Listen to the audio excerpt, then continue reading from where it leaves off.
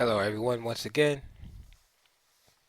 Uh, I want to look at an old game, and this game is from Buenos Aires, 1970.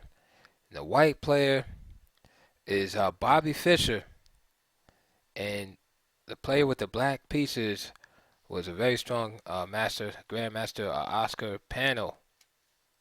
And this game features an opening called the King's Indian Attack. And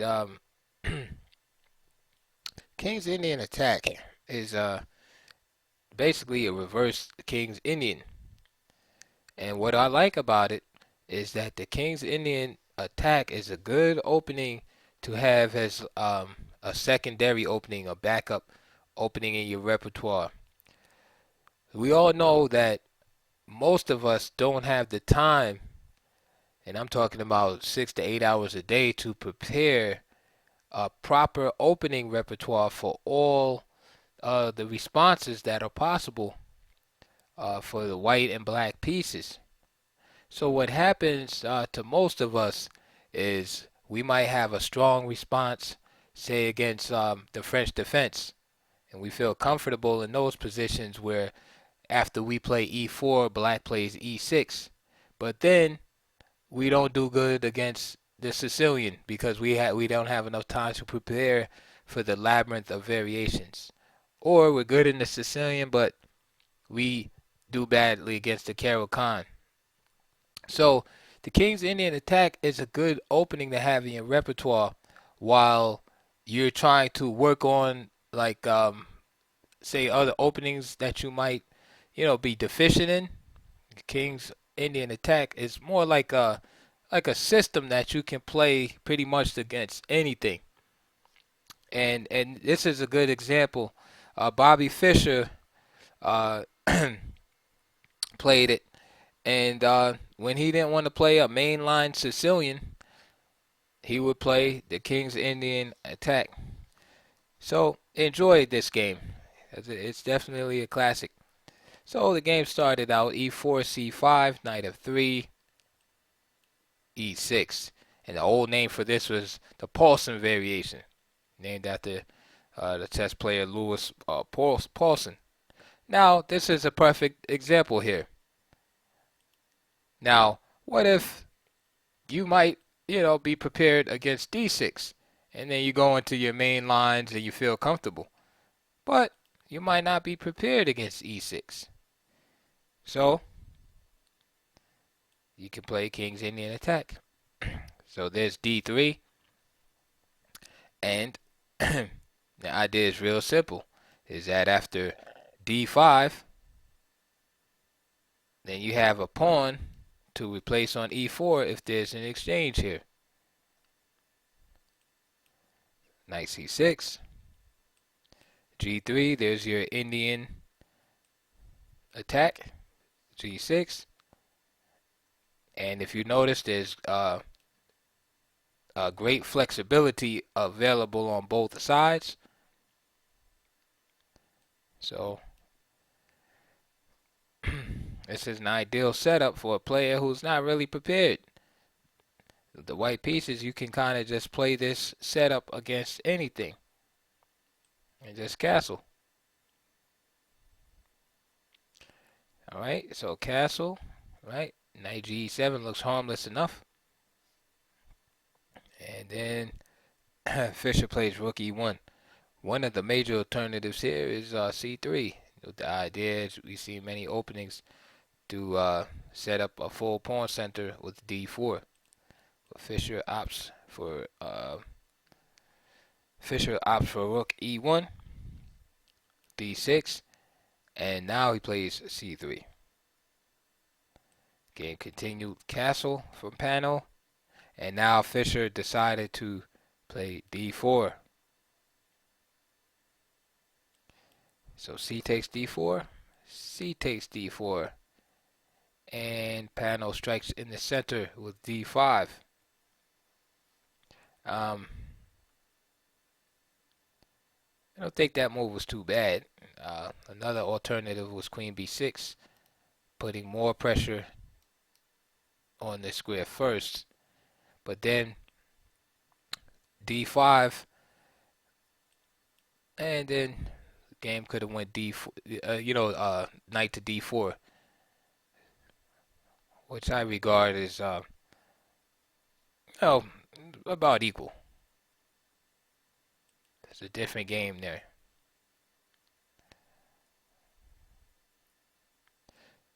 So the game went d5, and Fischer played e5.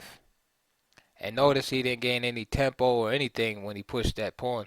So he lost a little bit of time there. Bishop d7. Now I feel that with Fischer giving up a full tempo, this move is okay. I mean, you get the bishop out, the rook can come over. So it's not like black just completely wasted time. But we know how dangerous this center can be when you lack space.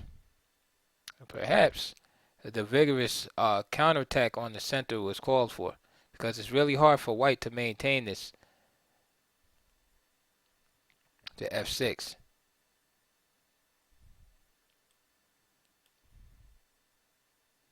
So say after bishop f4, simply f takes, d takes, and then h6, and that's coming next. So therefore,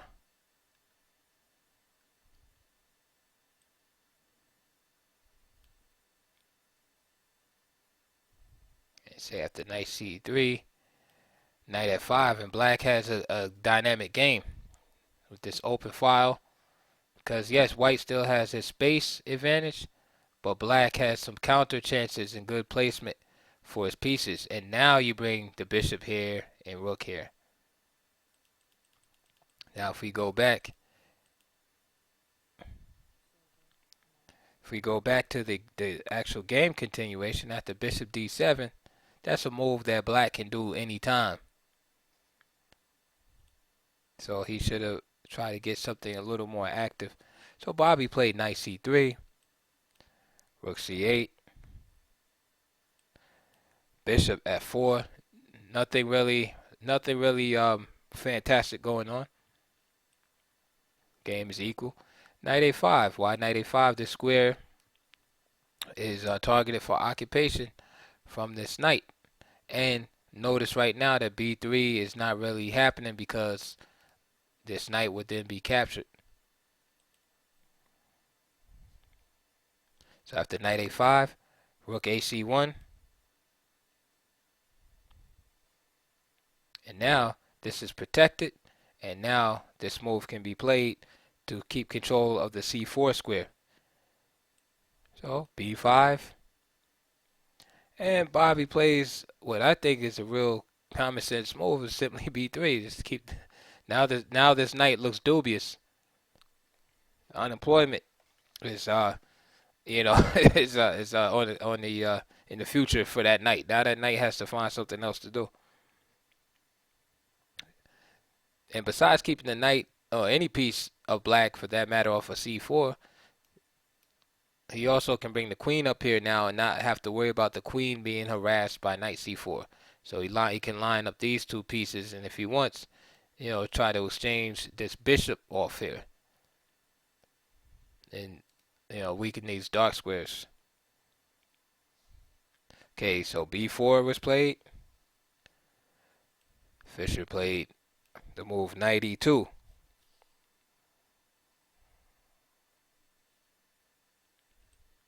This bishop is useless back here, so bishop b5.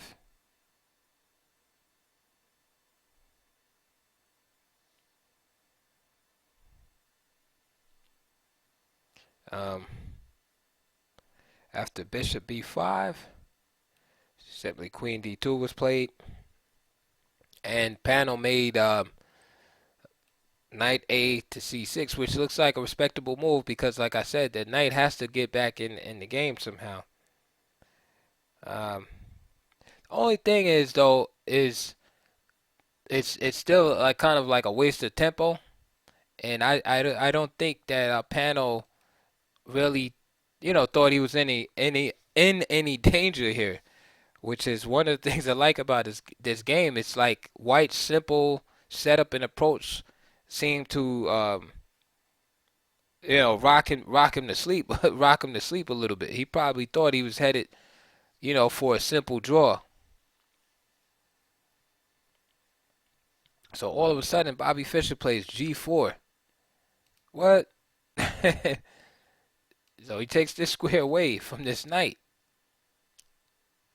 And so he's gaining space on the queen side. But furthermore, he vacates this square so this knight can go here. Now A5. What's suspect about that move is like it really doesn't do anything. It's really slow. Whatever counterplay that black is working on the king side is just not happening. Instead of move like A5, maybe black should have tried to bail out and maybe give up this bishop for this knight. Instead of letting it get to getting it here. So that's a suggestion. Also, Queen B6, putting more pressure here. Okay, so A5, and now Fischer plays Knight G3. There's Queen B6, and now you can see what's coming next. The kingside attack. There's H4. Knight B8, bishop H6. Get rid of the dark square bishops, and now black will be left with weakness on the dark squares. King will have very little protection. Knight D7, Queen G5, getting over there with a threat. And so now there's all kind of tactical motifs. Like bishop takes G7, kings takes G7. Soon to be followed up by knight to G5. Okay, so now bailing out attempt by black. Rook takes C1, rook takes C1. Bishop takes, queen takes, and now look at these dark squares. See, now you can see the strategy, understand why it's important to get rid of that bishop in certain circumstances. Rook C8, and Panno's just hoping that by exchanging off the pieces, he will, fare better. In principle, that's what you're supposed to do. In a cramped position, trade pieces to provide some, relief for yourself. However, even though he could trade pieces, there's really no way he can deal with these weaknesses that have been created on the king side. So he could trade pieces, but he's still weak around the dark squares, and white still has a very far advanced king side attack. In other words, where's the black counterplay coming from? You have all these pieces over here on the queen side, but they're not really doing anything.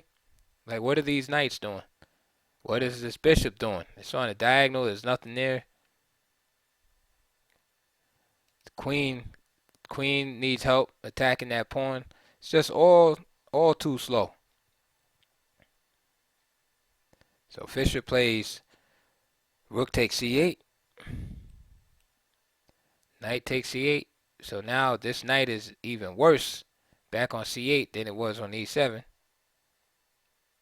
And then simply just H5. Just pressing on. Queen D8. Of course, he wants to get here and trade the queens off. Real simple move. Threatening checkmate. That's a sign of greatness, people.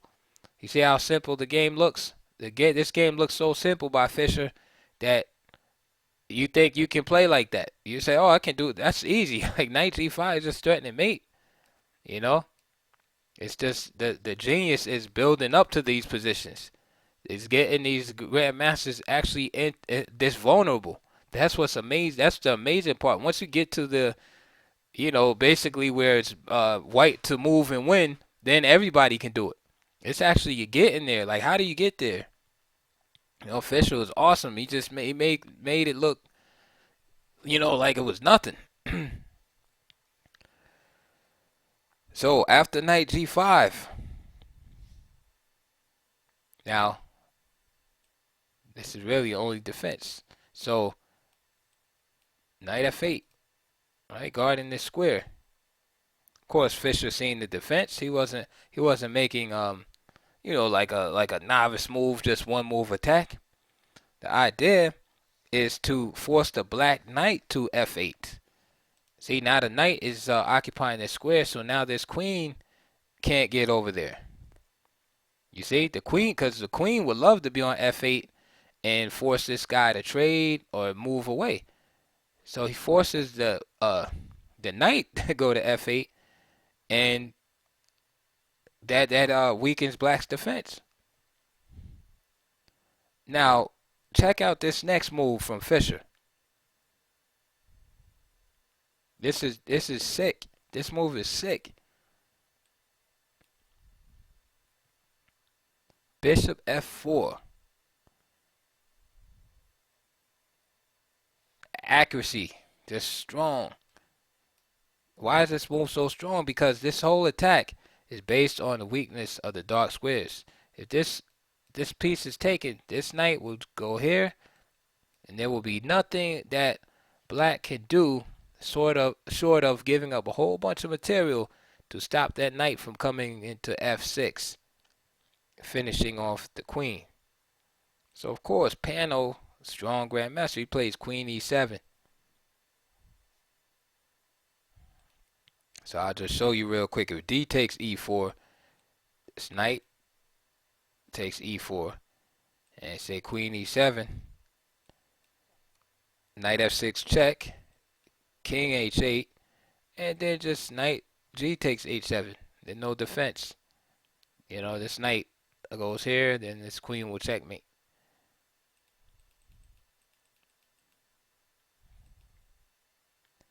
Okay, so the knight g5, knight f8, that's a killer move right there. Queen e7. So now what? How do we continue the attack? Right, he didn't take the piece. Okay, what do we do now? Fischer played knight takes h7. And one thing you will know about a lot of Fischer's moves is that there's usually more than one idea behind the move. That's what we have to learn to do and train ourselves in chess, is don't just make, just moves with one threat and that's it. Have more than one idea. Like for instance, when knight g5 was played, of course there was a checkmate in one threat, right? But that wasn't the main idea. The other idea, right, and the more important idea was to block the queen's access to this square. And the same thing with this move, bishop e4. Of course, there was the idea if d takes e4, then this knight would come here to e4 and f6. But the second idea behind that was to prepare the sacrifice and the opening up of this diagonal. So now, after knight takes h7, knight takes h7, h takes g6, and Panno play f takes g6. Now that bishop is looking good in that spot, right? Look at it. Okay.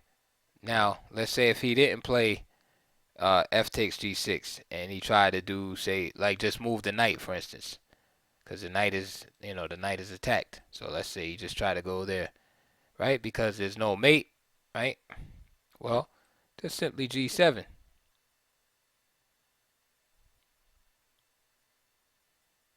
And there's no defense.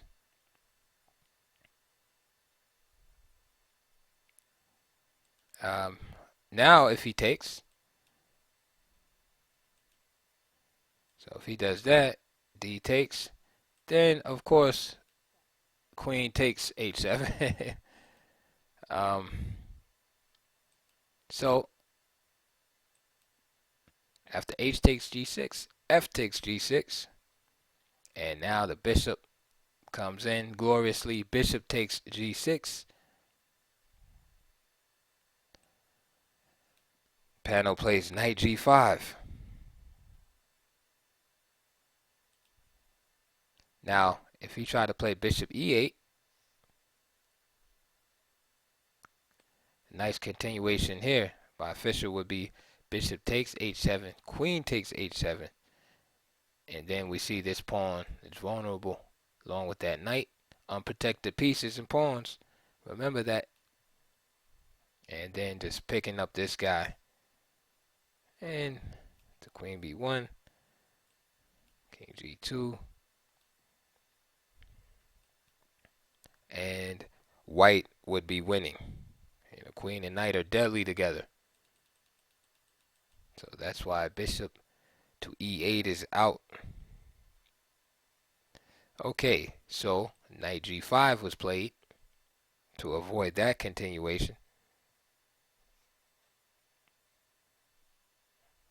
And now, knight h5, looking at this square.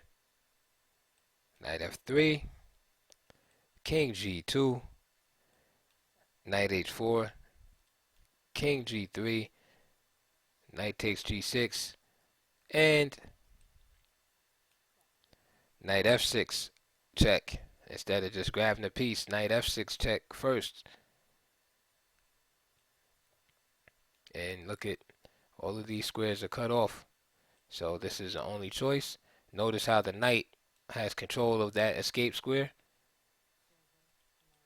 And then just simply queen h7 check. And that is game over. If king f8, then just simply queen g8. And that is just classic devastation by Bobby Fischer. That's just a beautiful game there. So I hope you like that game. And as usual, please like and subscribe. And I will see you on the next video. All requests and questions, feel free. And I'll get back to you as soon as I can. Catch you later.